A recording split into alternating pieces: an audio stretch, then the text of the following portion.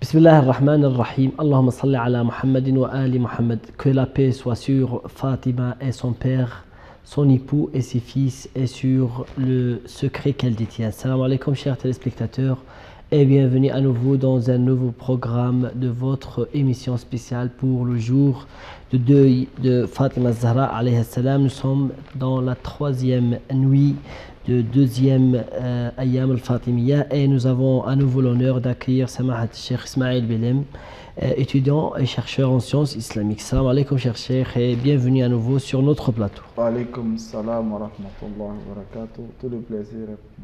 Merci beaucoup. Inch'Allah, dans cette émission, chers téléspectateurs, nous allons parler de Fatima et l'histoire de Fadak. Fatima et Fadak, et qu'est-ce que vous pouvez nous dire, cher Cheikh, sur Fadak? Tout le monde parle de Fadak. Il y a, par exemple, dans certaines villes comme Qom, comme peut-être Najaf, Karbala, il y a des gens qui nomment leur magasin au nom de Fadak.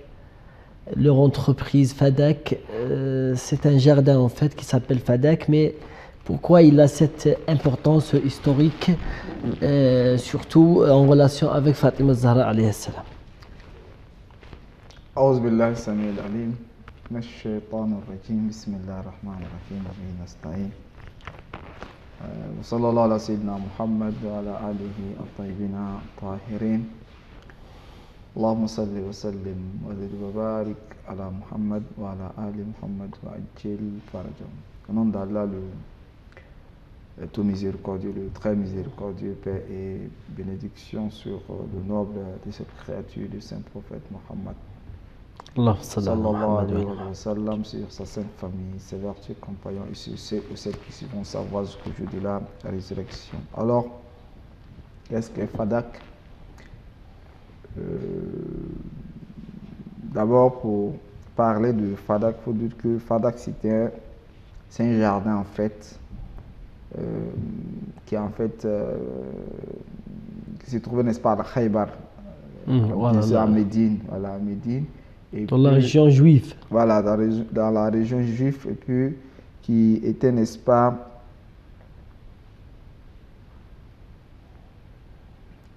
à 40 km, n'est-ce pas, de Médine. 40 km. Donc la distance entre Fadak et Médine, c'était à peu près 40 km. Et c'est dans à l'an 7 de l'Hégire que le saint prophète Mohammed sallallahu alayhi wa sallam a reçu, n'est-ce pas, la Fadak. C'est-à-dire, c'est un lieu, c'est un jardin qui appartenait, n'est-ce pas, aux Juifs. Et à la suite, n'est-ce pas, d'un accord qu'il y a eu entre les musulmans et les Juifs, alors, ils ont pris cette terre-là, voilà, et c'était donné au prophète. Tout à fait. La terre, n'est-ce pas, c'était prise, n'est-ce pas. En fait, c'est les Juifs qui sont venus donner ça, n'est-ce pas, aux musulmans. Parce que, vous savez, quand il y a une guerre qui est lieu entre deux groupes, c'est-à-dire les musulmans et les mécréants, avec les conditions, n'est-ce pas, bien données, s'il y a des butins, n'est-ce pas, de guerre, les butins de guerre, ces butins sont distribués, n'est-ce pas, comme on appelle, aux combattants. Mais quand il s'agit de... voilà, mais quand il s'agit, n'est-ce pas, des batailles où il n'y a pas eu, n'est-ce pas, de guerre. Il n'y a pas de résistance de l'autre côté. Effectivement. Donc eux, maintenant, ça appartient au prophète. Ça appartient au prophète. Donc là, on appelle ça al-fay. C'est-à-dire, c'est en fait les butins reçus sans qu'il y ait intervention, n'est-ce pas, militaire. Militaire. Donc là, tous les gains sont remis, n'est-ce pas, automatiquement au Saint-Prophète. Ça devient, n'est-ce pas, pour le Saint-Prophète Mohammed. Et c'est Dieu qui a déterminé ça pour lui. Donc, tout ce qui vient. Donc, Fadak rentre, n'est-ce pas, dans le cadre. Donc, ça devient, n'est-ce pas, la propriété privée, n'est-ce pas, du Saint-Prophète Mohammed sallallahu alayhi wa alihi wa sallam. Donc, si ça appartient au prophète, le prophète pourrait le remettre, n'est-ce pas, à n'importe qui. Donc, Fadak était un jardin qui appartenait aux Juifs. Dans le cadre, n'est-ce pas, comment on appelle, des traités, un accord qu'il y a eu entre les musulmans et les Juifs, alors la Fadak est revenue, n'est-ce pas, a été remis au Saint-Prophète Mohammed sallallahu alayhi wa sallam. Donc, ça appartenait au Saint-Prophète Mohammed sallallahu alayhi wa sallam. Donc, voilà, en fait, de manière générale, ce que nous pouvons dire concernant la Fadak.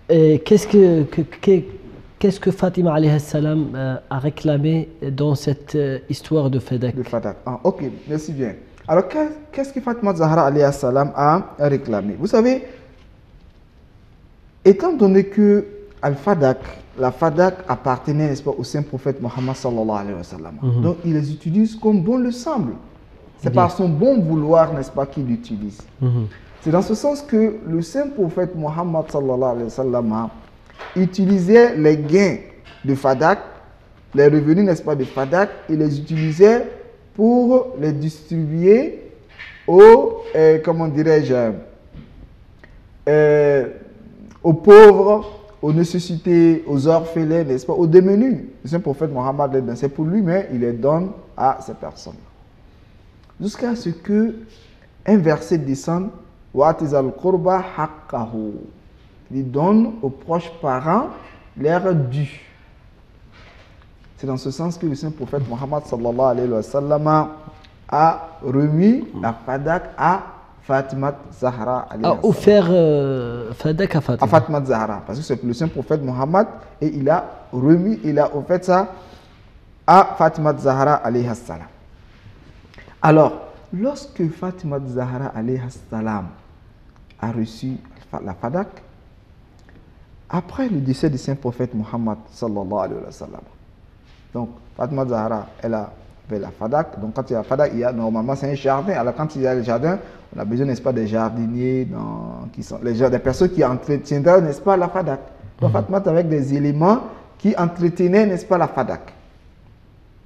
Alors lorsque Abu Bakr n'est-ce pas, est venu au pouvoir, après, n'est-ce pas, la reine des choses a envoyé des personnes pour aller faire sortir les employés de Fatima Zahra alayhi salam dans ce jardin. Dans ce jardin.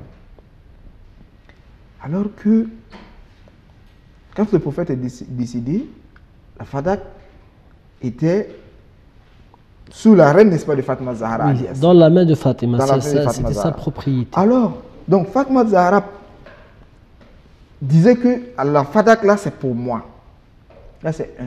Elle disait que la Fadak m'appartient.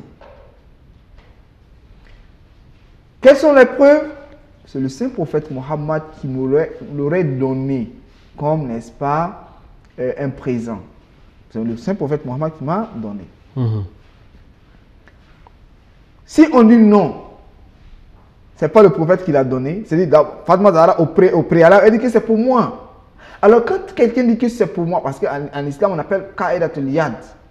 Voilà, exactement. Voilà, celui qui a mis sa main sur une chose, oui. ça donc, lui quand appartient. tu viens trouver quelque chose qui est dans la main de quelqu'un, ça veut dire que jusqu'à preuve du contraire, c'est pour lui. Maintenant, quand une autre personne vient dire que ça ne t'appartient pas, quelles sont tes preuves? Il faut que toi-même tu ramènes les preuves. Voilà, donc que tu nous donnes des preuves qui montrent que ce n'est pas pour toi. Fatima Zahra, c'est son père, c'est pour mon père. Alors, le père n'est plus là, c'est moi qui ai, n'est-ce pas, la reine, n'est-ce pas, des choses. Une personne qui vient dire que ça ne t'appartient pas, alors quelles sont tes preuves? Viens me donner les preuves qui montrent que ce n'est pas pour Fatima Zahra. Normalement, tu devrais envoyer. Donc, Fatima Zahra, elle dit que c'est pour moi. Ça, c'est un. Pourquoi? Parce que c'est moi qui a, n'est-ce pas... Elle m'appartient, quoi. Ça m'appartient. Qu'est-ce que vous voulez plus? Effectivement. Ça, c'est un. Deux, c'est un don de mon père. Trois, si vous refusez cela, si vous refusez ces deux éléments, il y a un troisième élément qui est quoi? l'héritage. Oui, parce que le saint prophète Mohammed sallallahu alayhi wa sallam n'avait plus un enfant, du moins que ce soit un garçon ou une fille qui vivait après lui. Parce que Fatima Zahra était la seule. Alors que lorsqu'une personne décède, l'héritage appartient à qui? À sa fille ou à ses enfants en fait.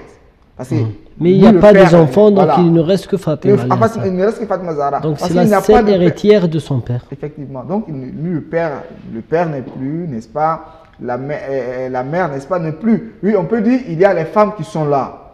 Oui, il y a les femmes. Donc, selon, n'est-ce pas, la manière que l'islam a partagé l'héritage, il n'y a pas de problème. Voilà, donc, ils vont prendre ça. Entre l'enfant, la fille et les femmes, ou ses mamans, normalement, il devrait avoir du soutien, pas autre, n'est-ce pas, que lui. Donc, de manière brève, pour dire que ce qui Fatima réclame, n'est-ce pas, dans la question, est que la fadak m'appartient. Ce que nous pouvons utiliser, c'est un don. Si vous refusez, n'est-ce pas, ce don, alors elle pourrait se baser sur la wirasa pour dire non que je mérite ça. Pourquoi? Parce que c'est mon père qui est décédé, alors que quand le père décède, je peux ou j'ai le droit d'hériter, n'est-ce pas, de mon père. On ne peut pas me priver, n'est-ce pas, de l'héritage de mon père. Donc voilà de manière... Merci beaucoup, cher Cheikh Ismaël Belem. Donc c'est peut-être la première partie de l'histoire de Fadak. Inch'Allah, après la pause, on verra plus de détails. Chers téléspectateurs, prenons une première petite pause. Juste après, nous allons continuer notre débat. Restez avec nous, s'il vous plaît.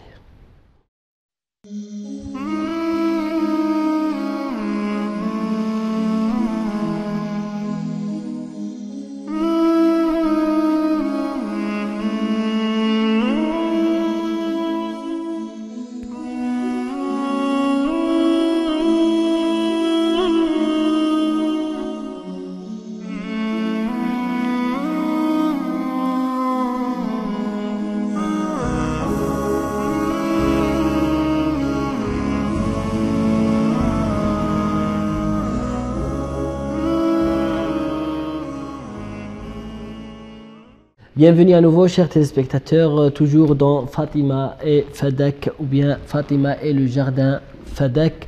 Cher Cheikh Ismaël Belem, vous avez parlé des arguments de Fatima Zahra alayhi salam pour prouver que Fadak l'appartient. Est-ce que vous pouvez nous reprendre ces arguments de Fatima Zahra alayhi salam à part? Et juste après, vous pouvez nous dire les arguments des opposants et comment ils ont argumenté ou démontré que Fatima alayhi salam n'a pas le droit d'avoir Fadak. Ok, alhamdulillah, merci bien pour l'occasion afin que nous puissions mieux s'étendre sur la question. Alors, donc, d'abord, qu'est-ce que Fatima Zahra alayhi salam prétendait? Elle prétendait que la Fadak, ça m'appartient. C'est bon, parce que lorsqu'on envoie des émissaires, on envoie des personnes pour aller faire sortir les employés d'une personne dans le jardin, alors la personne dit le jardin, ça m'appartient. Vous voyez? Donc lorsqu'elle dit ça m'appartient, c'est une prétention. Alors quand tu prétends quelque chose, est-ce qu'il y a des preuves, n'est-ce pas, qui prouvent?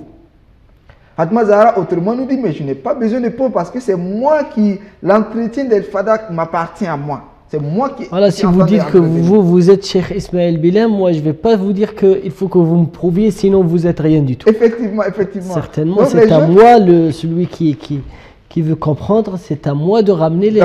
Effectivement, envoyer des arguments qui prouvent que ce n'est pas pour toi. Oui, c'est comme si tu vois quelqu'un vêtu, n'est-ce pas, d'un boubou, et puis tu dis, bon, que le boubou ne t'appartient pas. Il dit, mais ça m'appartient parce que c'est moi qui ai vêtu de cela. Alors si une personne dit, non, ça ne t'appartient pas, alors donne-moi des preuves qui montrent que ça ne m'appartient pas.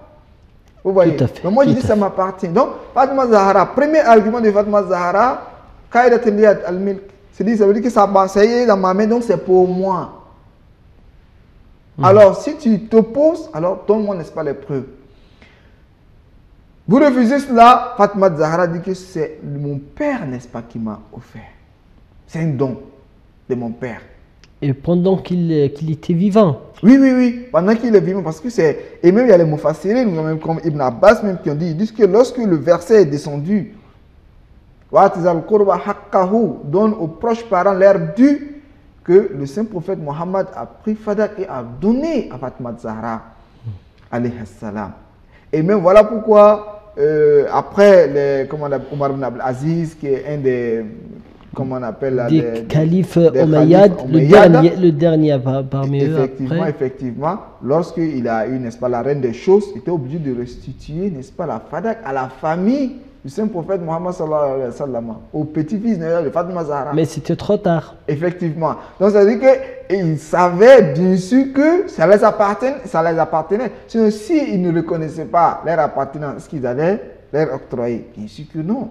Donc, ici, tout ça, ce sont des éléments pour montrer que ça appartenait, n'est-ce pas, à Ahlul Bayt alayhimu salam. Donc, ça c'est le deuxième argument, c'est-à-dire que c'est un don. Troisième élément ou preuve est que si vous refusez ces deux éléments, c'est-à-dire que c'est dans mon appartenance, donc c'est pour moi. Si vous refusez, que je vous dis que c'est un don que vous refusez, mais je suis la fille du saint prophète Mohammed, donc je peux hériter, n'est-ce pas, de mon père. Personne ne peut dire que je n'ai pas le droit, n'est-ce pas, d'héritier de mon père. Alors, de là, les détracteurs ou bien les opposants se basent sur ce point, l'héritage. Parce que si vous avez dit non, que les autres éléments vous n'avez pas accepté, alors l'héritage, on devrait accepter l'héritage normalement, parce que c'est vrai. Alors, on fait sortir un hadith. Le contenu de l'hadith, c'est quoi? C'est de dire que le saint prophète Mohammed sallallahu alayhi wa sallam, tout ce qu'il a ne peut en aucun cas être, n'est-ce pas, un héritage.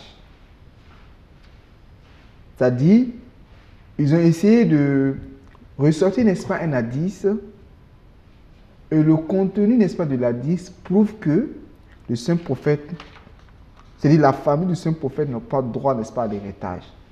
Et l'hadith, c'est Abu Bakr, n'est-ce pas, qui le dit, qui j'ai entendu. Qui est le seul qui a entendu, soi-disant. Effectivement. Qui dit Inna ma'ashira al-anbiya la nuwarras ma taraknahu sadaqa. Il dit nous, les prophètes, tous nous, on ne prend pas, n'est-ce pas, notre héritage. C'est-à-dire notre famille n'a pas le droit, on ne laisse pas l'héritage derrière nous. On ne laisse pas d'héritage. Donc tout ce que nous avons laissé sont, n'est-ce pas, des sadaqas, ça appartient à la communauté, n'est-ce pas, musulmane. Oui, ça fait partie de la zakat. Effectivement. Alors que ceux-ci ont oublié que les femmes du prophète ont hérité, n'est-ce pas, des maisons. Sinon, normalement, si ce qu'il dit, si c'était vrai, on devait faire sortir les femmes, n'est-ce pas, de leur maison, parce que la maison appartient, n'est-ce pas, au prophète. Alors, quand ça appartient au prophète, c'est pour la communauté. Donc, c'est une sadaqa. Donc, quand c'est sadaqa, elles n'ont pas le droit, n'est-ce pas, de cela. Elles n'ont pas le droit. Mais alors qu'on nous dit, et puis de deux, c'est pour la communauté musulmane. Si c'est pour la communauté musulmane, alors elle ne devrait pas être là-dedans. Est-ce que ces propos, Inna ma'ashar al-anbiya, la nuwaras ma taraknahu sadaqa, est-ce que c'est vrai ou pas? C'est une question. Parce que si c'est un hadith, quand bien même qu'on ne se base d'abord, parce que dans la science de l'hadith, toujours on se base sur deux éléments. On le compare avec le Saint-Coran. Effectivement, nous avons deux éléments. Notre premier élément, c'est d'essayer de voir la chaîne de transmission. Est-ce que la chaîne de transmission est vérifiée ou ce n'est pas vérifié? Normalement, on devrait ça c'est la première des choses. De deux, l'utilité également du contenu. L'utilité, n'est-ce pas, du contenu. Parce que ici, le contenu, c'est quoi? C'est dire que la Sainte Famille, vous n'avez pas droit à mon héritage. Alors, lorsque on dit que vous n'avez pas droit à l'héritage, le Saint Prophète devrait appeler la famille pour lui dire, bon, vraiment, sincèrement dit, vous n'avez pas droit à mon héritage. Donc, si je décède, qu'on ne parle pas d'héritage. Normalement, c'est cela. Mais il n'a pas fait ça. Il n'a pas fait cela. C'est-à-dire, il décède. Après son... Et puis, c'est le modèle, hein. Le prophète était un modèle. Ce n'est pas n'importe qui. Alors, quand il décède, les personnes viennent... C'est comme une paix. Alors que le saint prophète lui-même, sallallahu alayhi wa sallam, il dit qu'il n'est pas permis qu'une personne dorme la nuit sans que... Qu'il laisse son testament soit, n'est-ce pas, son chevet. C'est-à-dire, en dormant net, il faudrait qu'il y ait, n'est-ce pas, un testament. Vous voyez. Alors, non Alors seulement... que lui-même, le modèle de l'humanité, il oublie ça, il ne le font pas. Vous Et voyez, surtout, il ne le fait c'est pas, tout et surtout flagrant. avec cette situation très Effectivement, grave. non seulement il n'a pas écrit, de deux, il n'a pas dit à sa famille. Non, il a dit à ta famille de telle sorte que demain on ne puisse pas réclamer. Tant que je décède, et même une personne, quand tu dois à quelqu'un, il faudrait que tu expliques, n'est-ce pas, à la famille. Ah, je dois une telle ou telle chose, je décède. Parce que quand cette personne décède, ça revient de droit à la famille de restituer. Ce n'est pas à n'importe, c'est pas à qui que ce soit. Ce n'est pas au voisin, ce n'est pas au compagnon, ce n'est pas à qui que ce soit. C'est à la famille. C'est une obligation, mais à la famille, n'est-ce pas, de revenir, de payer, n'est-ce pas, tes crédits ou bien ce que tu dois, n'est-ce pas, aux gens. Ça revient à la famille. Mais la famille ne savent pas. Est-ce que cela est logique? Mais c'est logique, ce n'est pas logique. Ça, c'est deux. Le 3, ce que vous allez dire, on va le laisser après la pause, Inch'Allah. Merci beaucoup, cher Cheikh, pour votre explication. Chers téléspectateurs, prenons une deuxième petite pause juste après. Nous allons continuer notre débat avec cher Cheikh Ismaël Bilal. Restez avec nous.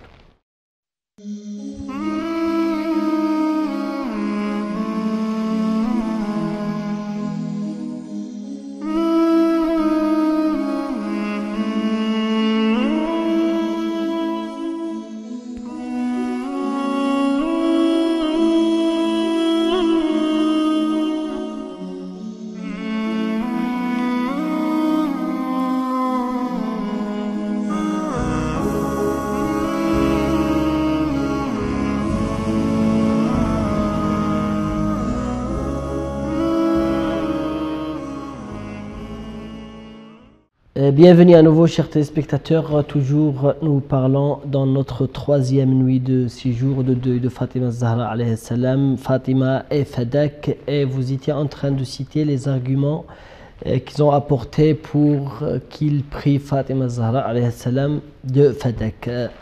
C'est à vous la parole, cher. Ok. Donc, l'argument, nous avons cité trois arguments, trois éléments qui pourraient être, n'est-ce pas, des arguments qui prouvent que la Fadak est un droit à Fatima Zahra alayhi salam. Elle fait partie, n'est-ce pas, des ayants droit, ou bien elle est l'ayant droit même, n'est-ce pas, de Al-Fadak à cause de ces éléments. Alors ceci, les détracteurs se sont basés sur un élément qui est en fait un hadith, inna ma'ashir al-anbiya la nuwarras ma taraknahu sadaqa. Soi-disant. Ok. Alors, d'abord ici, la chaîne de transmission, est-ce que la chaîne de transmission c'est vérifié, c'est pas vérifié, mais disons que c'est un compagnon, c'est-à-dire c'est au même époque même du saint prophète Mohammed. À cette époque, ils ne vérifient pas trop la chaîne de transmission parce qu'ils étaient avec devant le... On n'a pas tout à fait le parce que un compagnon... Ils étaient très proches quand même du prophète, c'est pas grave. Donc ici, nous on se base, n'est-ce pas, c'est l'utilité, n'est-ce pas, de l'hadith. Parce que l'hadith est tellement utile que la famille devrait être informée. Donc, nous trouvons que la famille n'est pas, n'est-ce pas, informée, ils ne savent pas. Alors que le saint prophète Mohammed, en tant qu'un modèle, devrait en fait avoir un testament. Comme lui-même, il nous a ordonné de le faire. Effectivement. Donc, il n'a pas eu de testament. 3, on devrait essayer de voir est-ce que le verset et le contenu de l'hadith va de pair avec le Coran ou pas. Parce que si ça va de pair avec le Coran, nous adoptons cela. Mais quand ça s'oppose avec le Coran, automatiquement nous rejetons. Alors, ici, Abu Bakr vient prétendre quelque chose. Il dit nous, que le saint prophète dit nous, les prophètes. Il n'a pas dit moi. Parce que s'il parle de moi, en tant que moi, je n'ai pas... Ça peut être une spécificité pour le saint prophète. Oui, bien sûr. Mais ici, il n'a pas dit moi, il dit nous, les prophètes.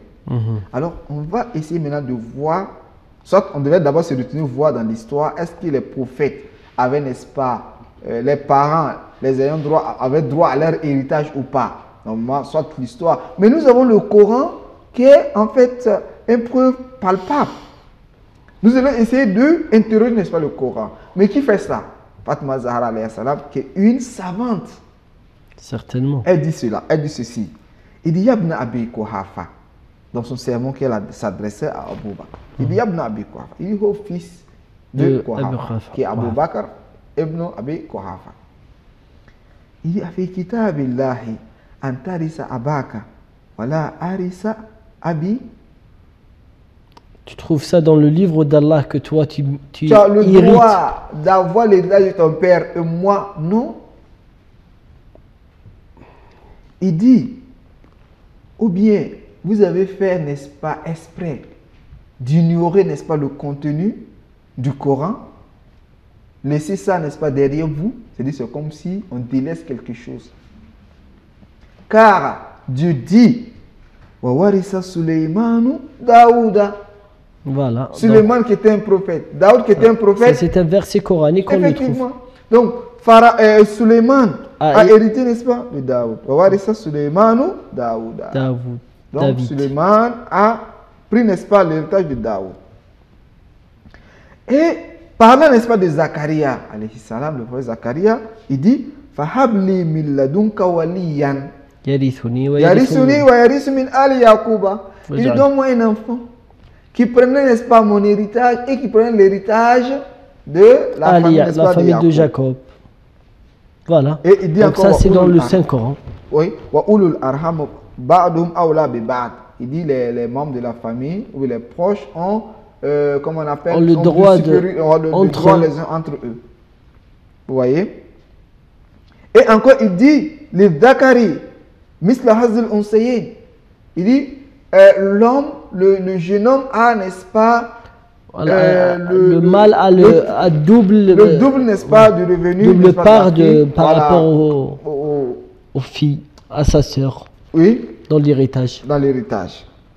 Donc, maintenant, elle dit wa za'amtum an la hazali wala irsu min abi.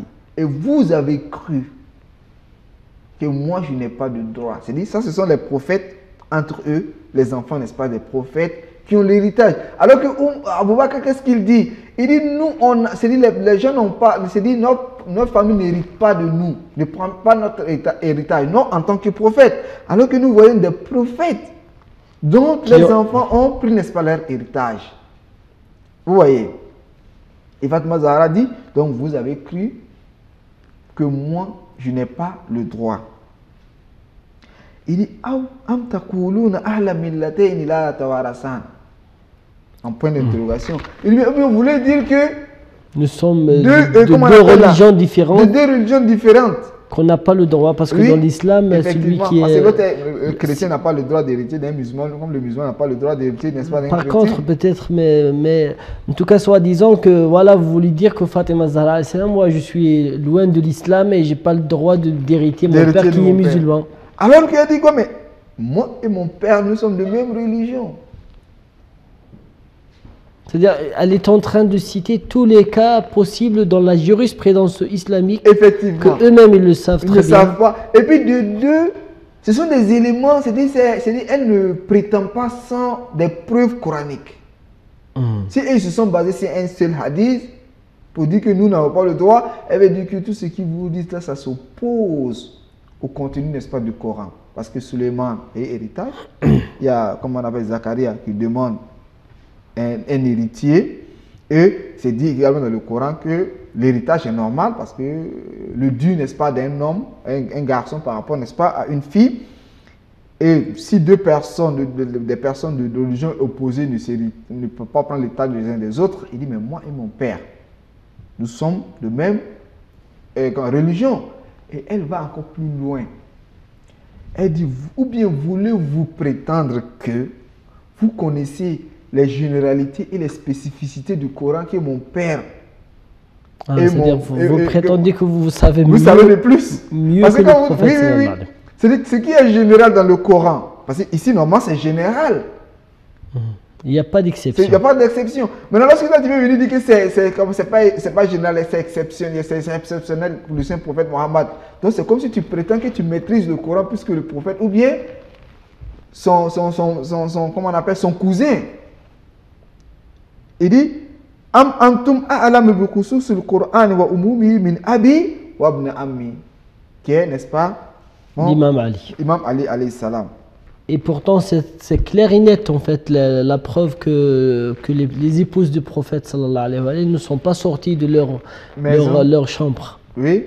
Donc, Ils ça n'ont veut dire pas c'est le comme droit. si on a donné la possibilité à des personnes de prendre l'héritage et on a défendu, n'est-ce pas, d'autres d'avoir, n'est-ce pas, leur héritage. En se basant sur quoi? Sur un hadith. L'hadith est tout à fait opposé au contenu, n'est-ce pas, du Coran. Et c'était Oui. même contradictoire le fait Et qu'ils même- ils ont permis aux et même- épouses du Et prophète. même, il y a une partie que peut-être Mhm. nous avons omis. Fatma Zahra les demande que, il dit, ou bien voulez-vous dire que Allah subhanahu wa ta'ala a émis des règles Mhm. dont vous êtes concernés et que mon père, lui, il n'est pas inclus? C'est comme si Dieu donnait des règles, il dit, bon, vous appliquez, et le saint prophète Mohammed n'a pas, n'est-ce pas, le droit, n'est-ce pas, de l'appliquer. Alors, comment se fait-il que nous, on peut se baser sur un hadith qui a été rapporté par seulement une personne? Et même les gens concernés même n'ont pas, en fait, Informés. ne sont pas informés. Et qu'est-ce qui a empêché le saint prophète Mohammed de les informer? Ils étaient ensemble. Ils étaient ensemble. Et pourquoi dans le temps, quand quelqu'un avait un problème, un souci, on venait directement, que ce soit aux femmes, on venait poser la question aux femmes. Comme il est dit que une personne vient poser la question de savoir quel était le comportement du prophète, on dit le Coran, ou bien autre chose, on venait demander, n'est-ce pas? Parce qu'on estime que c'est ceux-là qui sont mieux placés pour connaître. Mais pourquoi des choses même qui les concernent directement, ils ne sont pas informés? Vous voyez? Donc il y a tout à fait, n'est-ce pas, vraiment un doute qui, comment on En tout appelle, cas, d'après ce que vous êtes en train de nous apporter comme argument des opposants de Fatima Zahra alayhi salam, les oppresseurs de Fatima Zahra alayhi salam, les preuves ne tiennent même pas, elles sont très très faibles. En fait, c'est quoi les vraies raisons qui ont poussé Abu Bakr et Omar et leur clan d'empêcher Fatima Zahra alayhi salam et l'imam Ali et tous les gens, le clan de Ahl al-Bayt alayhi salam de profiter de ce jardin Fadak? C'était quoi les vraies raisons en fait? Vous savez, dans la politique, parce que là, normalement, la question c'est un aspect religieux, c'est spirituel. Alors que la spiritualité n'est pas tout à fait opposée à la politique. Mais il faudrait que ça soit une bonne politique. Parce que dire que le musulman n'a pas le droit, n'est-ce pas, à la politique, c'est tout à fait... C'est loin faux. de la Voilà, plaque. c'est Quoi. loin, voilà, c'est pas en fait une réalité. Parce que la politique, c'est quoi? C'est d'organiser la vie des gens. Et tout le monde est concerné, Tout le monde est concerné. qu'il soit musulman Voilà, ou athée. effectivement. Hein. Maintenant, ça va dépendre de la méthodologie qu'on utilise, la politique politicienne. Voilà, c'est ce qui pourrait être mauvais lorsque l'objectif, ou bien, comme on appelle là, c'est comme il est dit en arabe, al-ghayatu tubarrirul wasila. C'est-à-dire, la fin détermine, n'est-ce pas, les moyens. En islam, c'est une fausse politique. C'est pas ça, n'est-ce pas, la politique. Mais donc, sinon, la cité-État de Médine, à l'époque du saint prophète Mohammed, c'était dirigé par qui? Par le saint prophète lui-même. Qui était le politicien numéro 1. Le politicien, c'est lui qui dirigeait à peu près tout. Tu as vu, il était le juge, il était en fait l'imam, il était en fait tout. Donc, Le ministre, voilà, le ministre de l'économie, le ministre effectivement. du sport et tout. Oui. Hein. Donc, en fait, c'est tout à fait positif. Alors, comment on appelle? Donc, nous constatons souvent dans la politique, lorsque on veut battre, n'est-ce pas, l'adversaire, qu'est-ce qu'on fait? Tous les éléments qui pourront être cause afin de donner, n'est-ce pas, une autonomie à l'adversaire, on essaie de mettre la main, n'est-ce pas, là-dessus.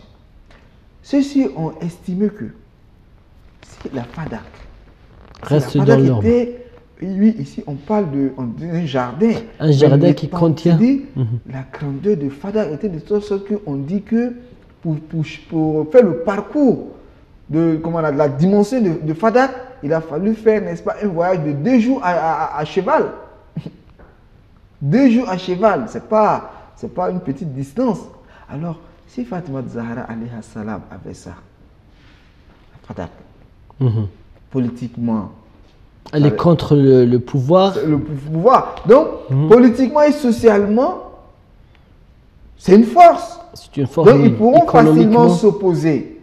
Alors pour que ceux-ci ne puissent pas s'opposer, qu'est-ce qu'il faut faire? Il faut enlever ça à la fois enlever ça, n'est-ce pas, dans les la mains. main de Fatima et Ahl al-Bayt en fait. Donc, et même, voilà, donc, et si Fatima Zahra alayhi salam avait la fadak, elle est autonome.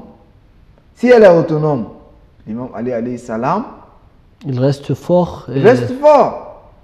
Vous voyez?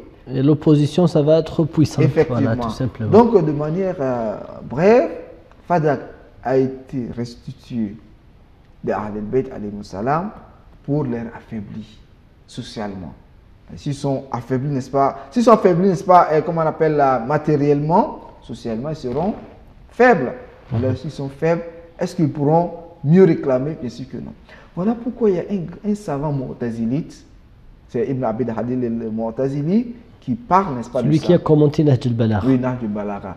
Qui rapporte, n'est-ce pas, ces propos d'un savant mu'tazilite qui dit que, parce qu'on lui posait la question de savoir, c'est lui qui a dit qu'Al-Fadak revenait à Fatima Zahra alayhi salam. Alors on dit, mais pourquoi est-ce que Abu Bakr n'a pas donné la Fadak à Fatima Zahra alayhi salam? Il dit que si Abu Bakr acceptait facilement de donner la Fadak à Fatima Zahra alayhi salam, qu'est-ce qu'elle viendra? Elle viendra le lendemain pour réclamer aussi l'imama de son mari. Et comme ça, donc si tu as accepté très loin. Le premier, donc le second également, tu devrais accepter.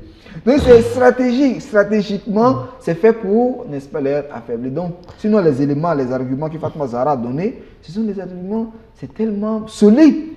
Face, n'est-ce pas, Inna ma'ashir al-anbiya la nuwarras. Et voilà, dans le Saint-Coran, Sulayman alayhi salam, il a hérité. Oui, ça s'oppose même au contenu, n'est-ce pas, du Coran. Elle est venue donner des arguments, des éléments qui prouvent. De toute façon, ils ont opprimé Fatima Zahra alayhi salam et Ahl al-Bayt, et nous sommes ici juste pour rappeler les gens de ces vérités quand même historiques. Et voilà, c'est à eux de chercher et de voir et revoir l'histoire. Merci beaucoup, cher Cheikh Ismail, pour votre explication, votre défense de Fatima Zahra alayhi salam. Qu'Allah vous récompense, et vous aussi, chers téléspectateurs. Prenez soin de vous. Salam alaikum wa rahmatullahi ta'ala wa barakatuh. On se verra, Inch'Allah, dans l'émission prochaine.